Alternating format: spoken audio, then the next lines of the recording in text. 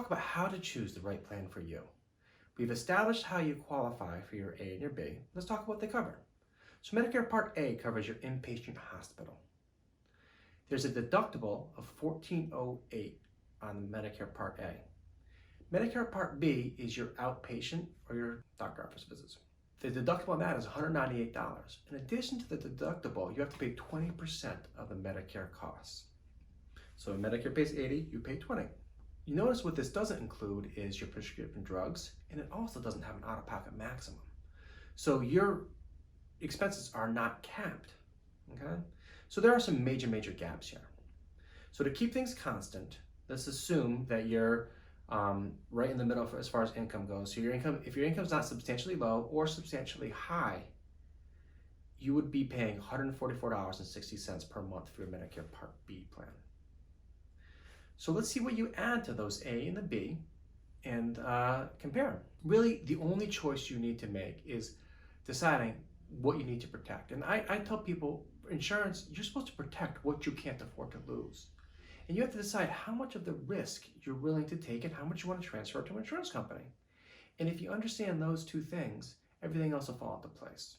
So let's take a look at the only major choice I'm going to make you make. And if you tell me which philosophy you prefer, it makes my job simple. Original Medicare, if you add a supplement to it, the benefit to doing this way is if the doctor takes Medicare, your supplement is in network. You don't have to worry about looking up doctors and hospitals. So you can go to any doctor in the country that takes Medicare and have your supplement cover you. The plan I'm going to use for this comparison right now is Medicare Plan G, and I'll get into that later on in the presentation. So Medicare Supplement Plan G covers everything Medicare does. It does not cover the Part B deductible of $198. Above and beyond that, all your other Medicare expenses are covered at 100%. If you have Medicare Supplement Plan G, and the national average for the Plan G, so the positive is no networks and very low out-of-pocket expenses if you have a bad medical year. The negative is you have to pay an associated premium for this. The national average Plan G is $180 per month per person. Now, in addition to that, you also have to add a prescription drug plan.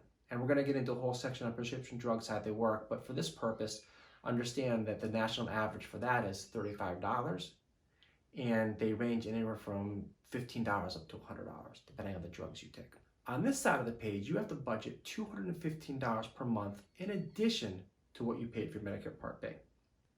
So let's talk about the other side. Medicare Part C plans are underwritten by an insurance company, and they typically fall into one of two categories, an HMO or a PPO. And there are a whole section on Medicare Advantage, but we'll get into those as well. They bundle all your A and your B services at minimal A and B cover, and also most of them include your prescription drug plan, and a lot of them include extra benefits that aren't typically covered under Medicare. So the positives of these are low premiums, typically, much lower than the supplement side. And also the extra benefits such as dental, hearing, vision, over-the-counter supplies, and the list goes on. The negative, though, is networks. An HMO, you're required to go to network doctor. A PPO, your preferred provider organization. So you pay lower costs if you go to network provider and higher if you go to that network. The other negative is co-pays. You pay as you go. So let's take a look and compare the two sides. On the supplement side, you start the year at $215 per month times 12 months is roughly $2,500 in premiums. On the Advantage side, you start the year at $0. If you start adding up your co-pays, your 10s, your 15s, your 20s, your 50s, your 200s, you have to take a look at your typical year. How many times do you see the doctor?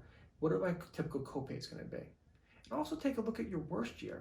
What about your hospitalizations or your rehabs or your skilled nursing? Will your $0 approach the $2,500? Go past it. And if it does go past it, how much past it? You do have the peace of mind that on the Advantage side, you do have an out-of-pocket maximum. So if you go well past the $2,500, your expenses are capped. So just to summarize the two differences, supplements, no networks, high premiums, low out-of-pocket costs for if you have a catastrophic year.